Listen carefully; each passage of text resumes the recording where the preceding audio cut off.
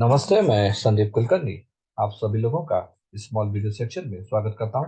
आज का जो टॉपिक है वो है polygonal sieve in the green sand plant. Polygonal sieve का बहुत इंपॉर्टेंस है सैंड प्लांट में।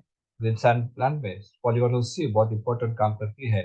और कई बार हमें ये पता नहीं होता है कि पॉलीगोनल सिव का साइज क्या होनी चाहिए, उसका महत्व क्या है, वो किस लिए इस्तेमाल होती है, उसके बेनिफिट्स क्या है, और इस सारी चीज़ों को एक इकट्ठा जानकारी देने के लिए मैंने एक वीडियो को आपको आपके लिए बना हुआ है। तो ये वीडियो शुरू करते हैं, polygonal sieve in the sand plant. जैसे पिक्चर आप देख रहे हैं कि पॉलीगोनल सिव का एक पिक्चर है जहाँ पर आप देख रहे हैं कि फैब्रिकेटेड स्ट्रक्चर है, उसके अंदर एक पॉलीगोनल सिव होती है। तो ये पॉलीगोनल सिव क्या करती है, उसका फंक्शन क्या है, साइज क्या होना चाहिए, सारी चीजें हम इस वीडियो में इसके बारे में अधिक जानकारी हम पाने की कोशिश करेंगे। So role of polygonal sieve in the sand plant in the green sand fountain. To sieve the return sand, separate out lumps of molding sand and core sand from the system। तो इसका main reason है कि ये basically return sand को सीव करती है और उसमें से लम्स या मोल्डिंग सैंड के लम्स है या फिर कोर सैंड के लम्स है, उसको सिस्टम से बाहर निकालती है। तो this is basic one of the reason of polygonal sieve. It also separate out metal particles from the system sand. तो मेटल पार्टिकल है या फिर मेटालिक लम्स है, उसको सेपरेट करना ये भी एक कारण या रीजन है पॉलीगोनल सिव का। Main application is to retain system sand free from lumps. तो बेसिक रीजन अगर हम बात करते हैं तो लम्स को या मेटालिक पार्टिकल्स को दूर रखना, उसको सेपरेट आउट करना, ये एक बेसिक रीजन है इस पॉलीगोनल सिव का। Mesh size should be 6 by 6 और 8 by 8 mm मेनली। तो उसकी जो मेश साइज है वो नॉर्मली 6 by 6 या 8 mm 8 by 8 का ओपनिंग रहता है।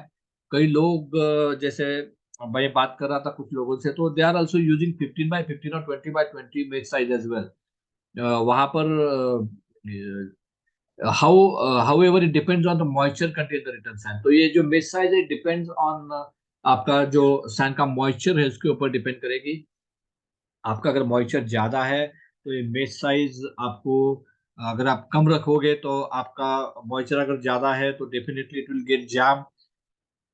और अगर जाम हो जाएगा तो maximum sand will go outside the sand system. तो पॉलीगोनल सीव अगर जाम होगी तो ब्लॉक करेगी उस सीव सैंड को, और जो मैक्सिमम सैंड है वो आपकी बाहर निकल जाएगी और उससे आपका हॉपर लेवल कम हो जाएगा। तो jamming of sieve will happen and hopper level will go down drastically.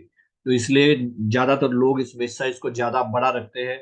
Normally 6 by 6 और 8 by 8 रखते हैं, लेकिन कई बार जैसे मैंने अभी बताया कि this people keep it 20 by 20 also. तो उसमें होता यह है कि जो लम्स है या मेटालिक पार्टिकल्स है वो आगे निकल जाते हैं।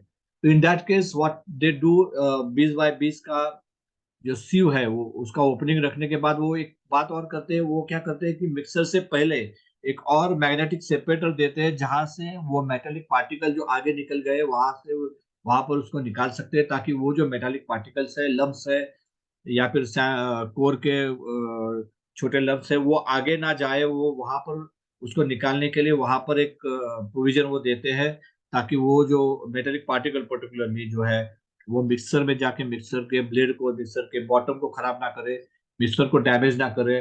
और इसीलिए वहां पर वो 20 by 20 इस्तेमाल करके आगे एक और प्रोविजन देते हैं। नॉर्मली पीपल यूज 6 by 6 और 8 by 8 mm ओपनिंग में सीव। जो मॉइस्चर कंटेंट है वो अगर ज्यादा है तो बेस साइज आपकी उसको चोक करेगी और उसके वजह से जो फ्लो है वो बाहर निकल जाएगा, जामिंग ऑप्शन होगी और जो आपका हॉपर लेवल है वो ड्रास्टिकली डाउन हो जाएगा। It should be hexagonal in shape. उस शेप में हेक्सागोनल होनी चाहिए, proper for sieving and breaking on separating of lumps of sand system. तो बहुत इंपॉर्टेंट है उसका साइज और शेप दोनों भी। Polygonal sieve mesh material should be preferably SS, stainless steel की होनी चाहिए। Some people may use cast iron also, but performance of SS is better than cast iron. तो नॉर्मली लोग एसएस की ये जो सीव है वो इस्तेमाल करते हैं। The diameter of mesh wire should be minimum 4 mm as it gives good life. If the mesh diameter is less, the life of the sieve will be reduced drastically। तो वो एक फैक्टर है, बहुत इंपॉर्टेंट फैक्टर है कि mesh size जो है उसका डायमीटर, वह मेश वायर का जो डायमीटर वो 4 mm या उससे भी ज्यादा होगा तो अच्छा होगा।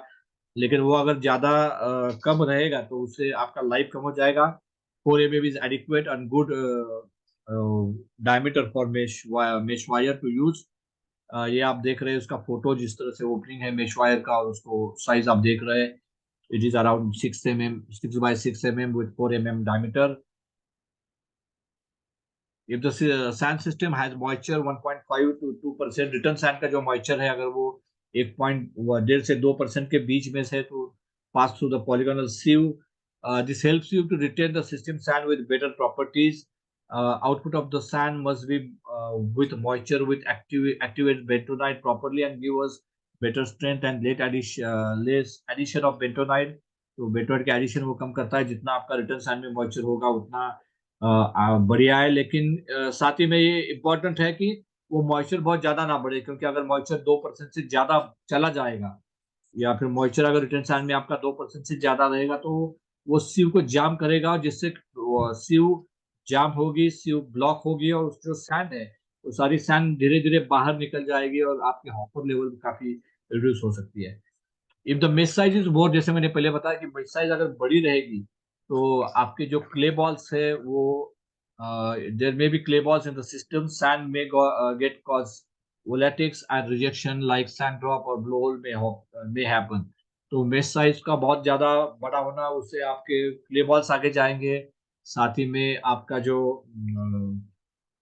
कोर इन्फ्लक्स है या फिर सैंड इन्फ्लक्स है वो आगे निकल जाएगा, मेटेलिक पार्टिकल्स भी आगे निकल जाएंगे, तो वो आपके मिक्सर को खराब कर सकते हैं। तो that is another reason you have to be very cautious on that.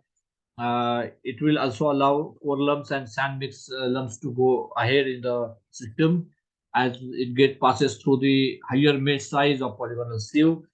Next one is here to optimize the sieve size based on the moisture level in the return sand to get efficient result and better output। तो ये आपको अपने खुद के system को देख के इसे इम्प्रूव करना है कि किस तरह से आप आपके सैंड साइज को, सैंड सिस्टम को इम्प्रोवाइज कर सकते हैं, आपके मेश साइज को ऑप्टिमाइज कर सकते हैं, ताकि जो सैंड है वो बाहर भी ना जाए, वो जो लकोर लम्स है या मेटालिक पार्टिकल्स है वो भी आगे ना जाए।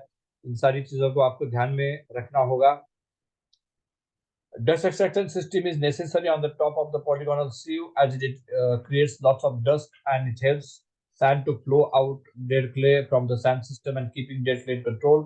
तो एक्सट्रैक्शन सिस्टम भी होनी चाहिए sand dust correct sand polygonal sieve के ऊपर। आपकी जो डस्ट एक्सट्रैक्शन सिस्टम है वो भी बहुत इंपॉर्टेंट है। वो अगर सही तरीके से काम करती है तो आपका डेड क्ले आप कंट्रोल कर सकते हैं। वहां पर काफी there is a movement, polygon sieve में मूवमेंट होती है, तो वहां पर काफी डस्ट जनरेट होती है। तो वो डस्ट बाहर निकालना इंपॉर्टेंट है। अगर वो डस्ट आप बाहर नहीं निकालोगे तो वहां पर काफी कचरा हो जाएगा, काफी गंदगी हो जाएगी, आपकी वो जो एरिया है बहुत खराब हो जाएगा। उससे खराब ना होने के लिए और उस डस्ट को सिस्टम में जाने से रोकने के लिए वहां पर डस्ट एक्सट्रैक्शन सिस्टम का होना बहुत जरूरी है। So that will help you to keep your dead clay in control। Next is preventive maintenance of polygonal sieve is very very important। This is normally a very neglected area। बहुत कम लोग इसके ऊपर regularly ध्यान देते हैं, काम करते हैं, और कई बार पॉलीगोनल सीव बहुत खराब कंडीशन में होती है, फट जाती है, टूट जाती है, और ध्यान नहीं होता है। वो उसी केस में जो मेटेलिक पार्टिकल्स है, कोलम्स है, वो आगे निकल जाते हैं, और बाद में हमें पता चलता है जब हम आपका सैंड क्वालिटी इंफीरियर होता है, मेटल जो मिक्सर है वहां पर कुछ इश्यूज आते हैं, तो उसके बाद हमें पता चलता है कि हमारी पॉलीगोनल सीव खराब हो चुकी है। तो ऐसा ना करें, पॉलीगोनल सीव का रेगुलर प्रिवेंटिव मेंटेनेंस करें, उसे रेगुलरली देखें, उसका जो भी रिवर्क है, पैच वर्क है वो रेगुलरली करें, ताकि उसका लाइफ इंप्रूव हो जाए और आपकी सैंड क्वालिटी भी इंप्रूव हो जाए, आपके मिक्सर की लाइफ बढ़े। That is very very important.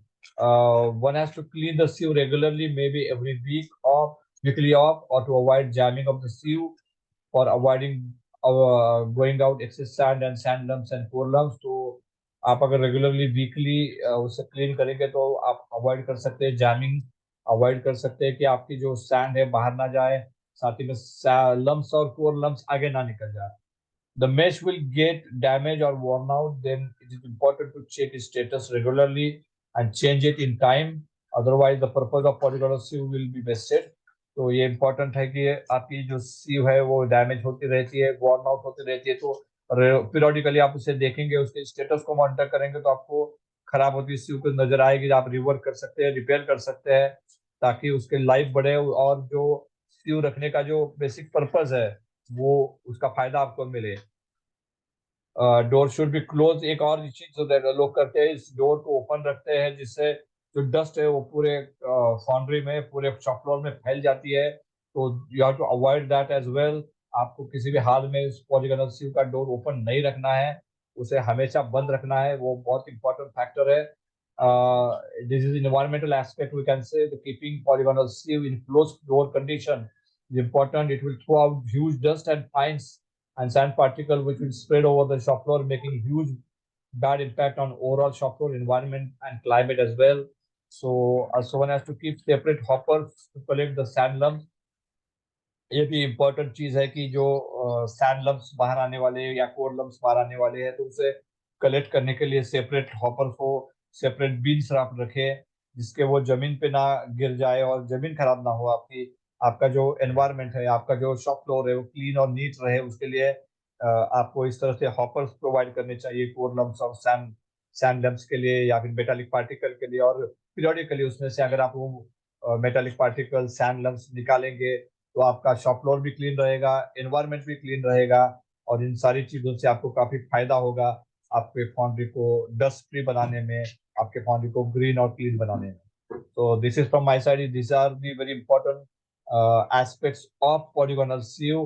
तो मुझे लग रहा है कि काफी इम्पोर्टेंट है पॉलीगोनल सीव के ऊपर आपको ध्यान देना होगा, प्रिवेंटिव करना, वो पॉलीगोनल सीव कौन सी इस्तेमाल करनी है, क्यों इस्तेमाल करनी है, उसके फायदे क्या है, वो किस तरह से काम करती है, ये सारी चीजें बताने की मैंने कोशिश की है। साथ ही में ये एक बहुत इंपॉर्टेंट एस्पेक्ट है आपके फाउंड्री को, अगर आपको ग्रीन ग्रीन और क्लीन रखना है, उसको डस्ट फ्री रखना है, तो polygonal plays a very important role. तो वहां पर आप काम करेंगे, प्रोएक्टिवली काम करेंगे, प्रिवेंटिवली काम करेंगे, तो definitely it will help you to keep your foundry green and clean.